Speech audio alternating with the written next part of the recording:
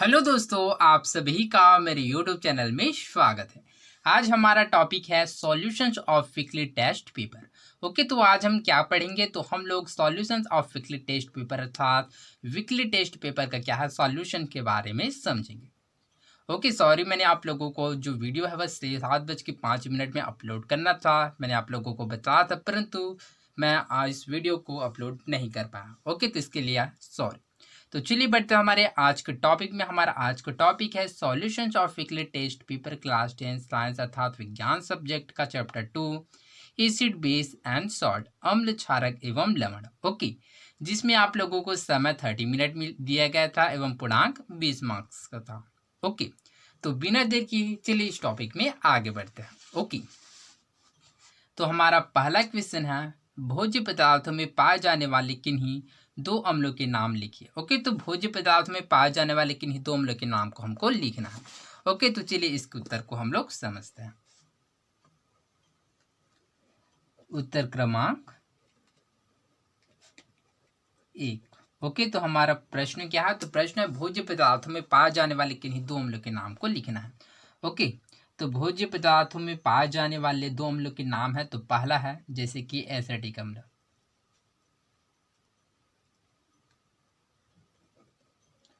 Acetic अम्ल, acetic अम्ल किस में पाया जाता है? जो कि सिरका में पाया जाता है। दूसरा है टार्टेरिक अम्ल। टार्टेरिक अम्ल, तो टार्टेरिक अम्ल किस में पाया जाता है? तो टार्टेरिक अम्ल इमली में पाया जाता है। ओके, तो आई होप आप लोगों को इस क्वेश्चन का आंसर समझ आया होगा। तो चलिए आगे बढ़ते हैं। क्वेश्चन सेकेंड, पोटेशियम क्लोराइड के जलीय विलयन की प्रकृति क्या हो गई समझाइए। ओके, तो हमको इस क्वेश्चन में पूछा गया कि पोटेशियम क्लोराइड के जो जलीय विलयन की प्रकृति क्या होगा, इसको हमको बताना है। ओके, तो चलिए इसको हम लोग समझते हैं। उत्तर क्रमांक 2। ओके, तो जो पोटेशियम क्लोराइड के जलीय विलयन की प्रकृति उदासीन होगी। अब उदासीन क्यों होगा? तो चलिए इसको हम लोग समझते हैं। ओके, तो चलिए सबसे पहले इसका आंसर लिखते हैं कि पोटेशियम क्लोराइड का जलीय विलयन की प्रकृति क्या होगा। तो पोटेशियम क्लोराइड की जलीय विलयन का प्रकृति उदासीन होगा। ओके, अब चलिए समझते हैं कि पोटेशियम क्लोराइड के जलीय विलयन की प्रकृति उदासीन क्यों होगा।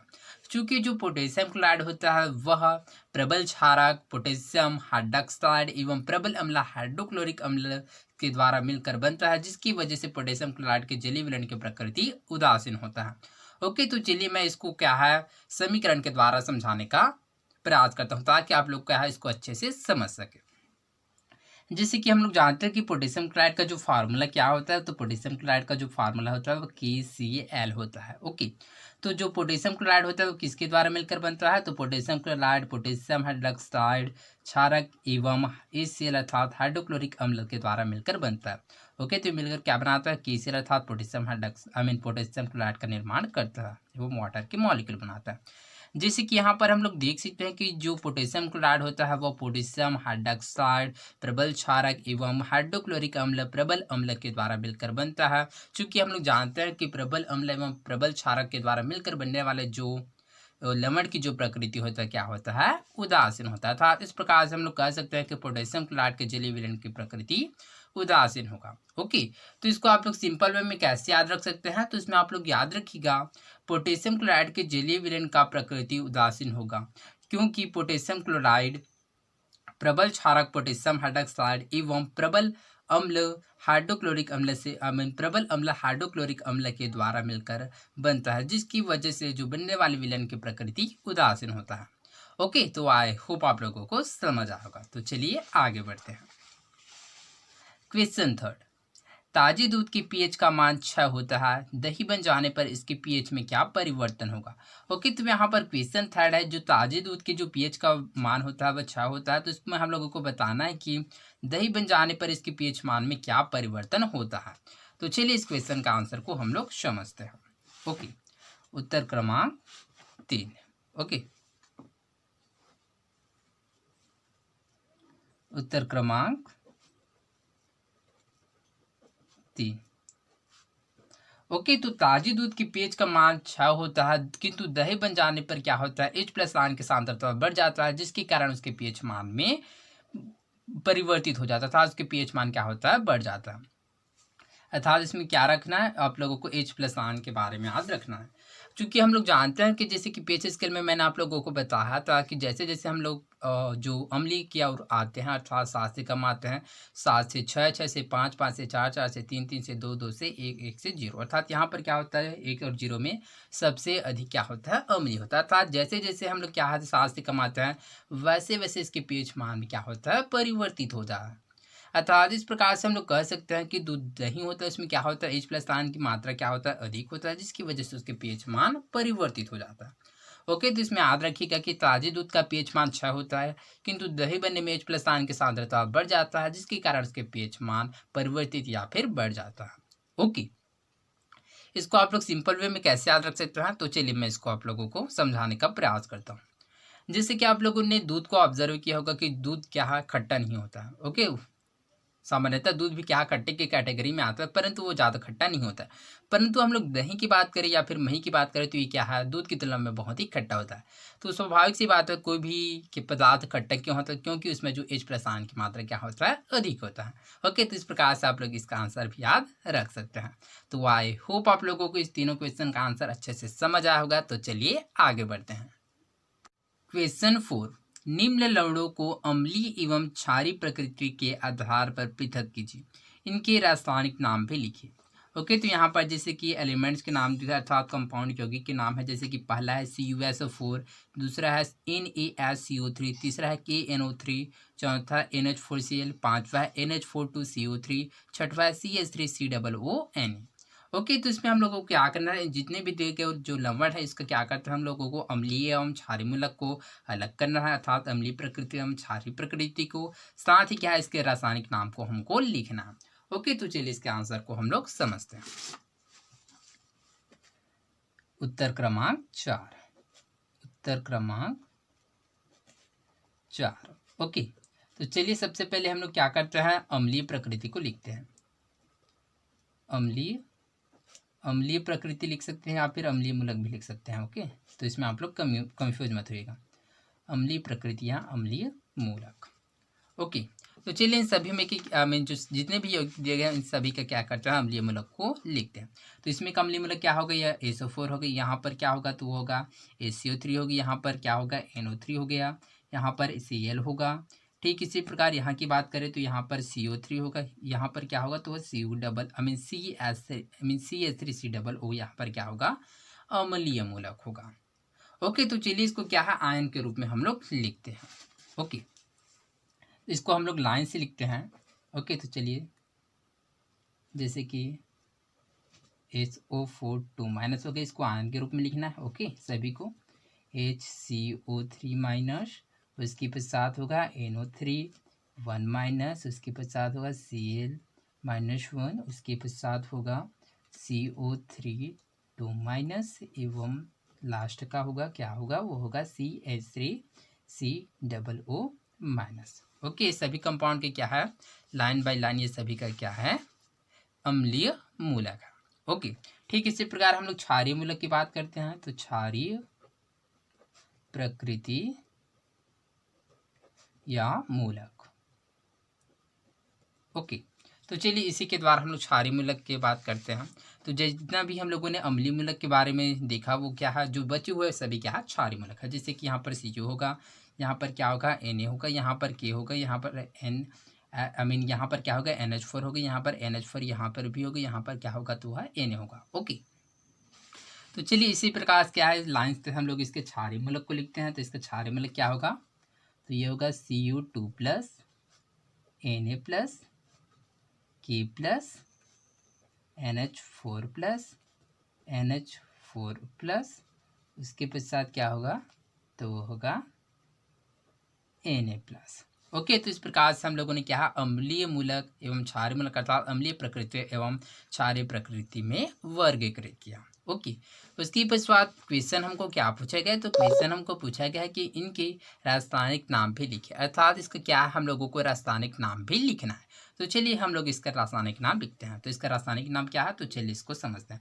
तो पहला का क्या होगा, CuSO4 को क्या बोलते हैं, कॉपर सल्फेट। दूसरा को NaCO3 सोडियम हाइड्रोजन कार्बोनेट, जिसको आप लोग याद रखिएगा, इसको सोडियम बाइकार्बोनेट भी बोला जाता है। KNO3 को बोलता है पोटेशियम नाइट्रेट। चौथा अर्थात NH4Cl को बोलता है अमोनियम क्लोराइड।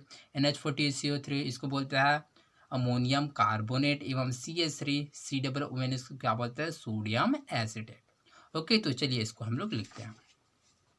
इसका क्या लिखते हैं, रासायनिक नाम। रासायनिक नाम। ओके, तो चलिए इसको हम लोग रासायनिक नाम को क्या है, लाइन बाय लाइन लिखते हैं। तो जो पहला का उसका रासायनिक नाम होगा, तो चलिए इसको हम लोग इस प्रकार से लिखते हैं। पहला क्या है, CuSO4, इसका क्या नाम है, कॉपर सल्फेट। Copper sulphate. दूसरा है वह है NaHCO3। NaCO3 इसको क्या बताया मैंने, तो इसको बोलते हैं सोडियम बाइकार्बोनेट। सोडियम बाइकार्बोनेट कह सकते हैं, या फिर इसको आप लोग सोडियम हाइड्रोजन कार्बोनेट भी बोल सकते हैं। ओके, मैंने यहाँ पर सोडियम बाइकार्बोनेट लिखा है। उसके पश्चात है तीसरा KNO3, जिसको क्या बोला जाता है, इसको पोटेशियम नाइट्रेट बोला जाता है, पोटेशियम नाइट्रेट। चौथा है NH4Cl अमोनियम क्लोराइड।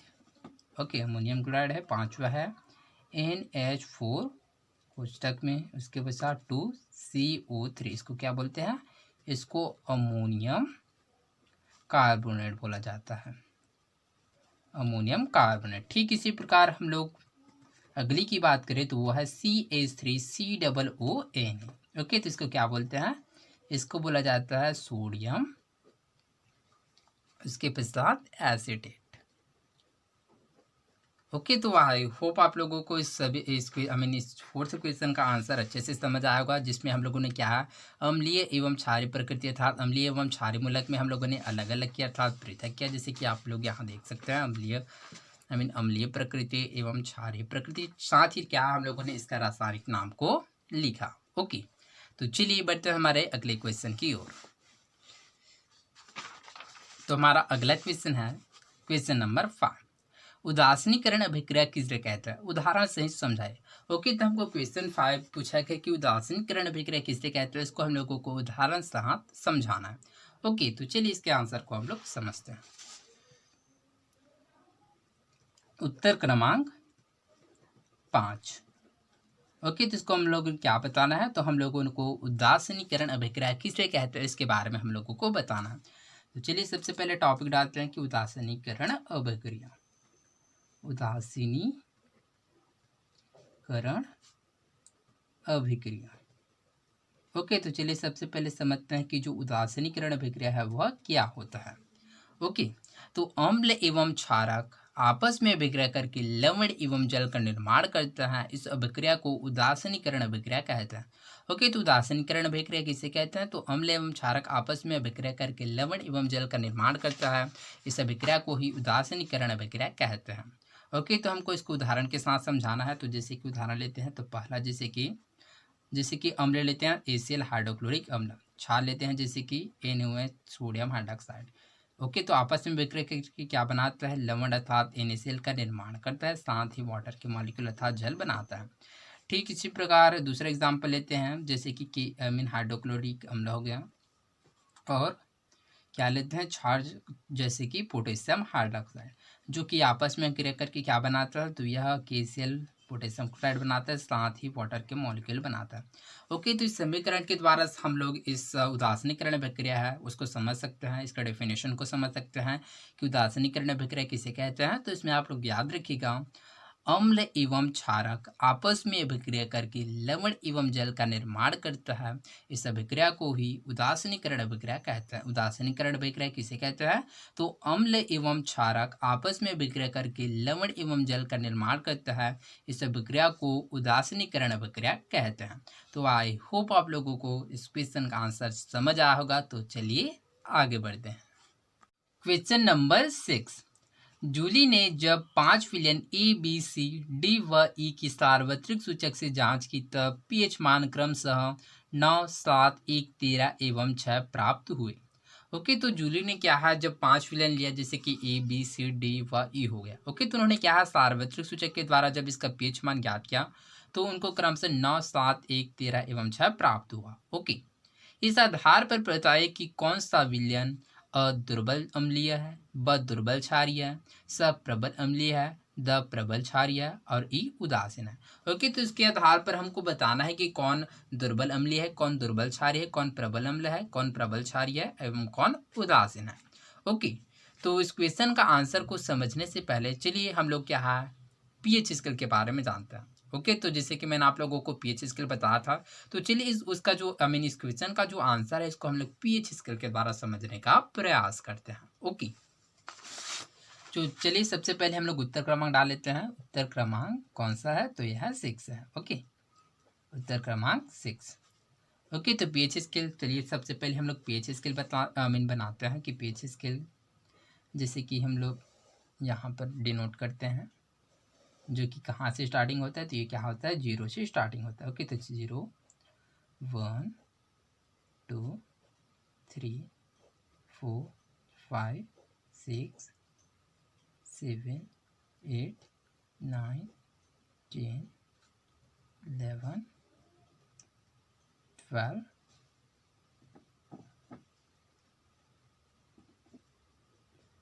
13 एंड 14।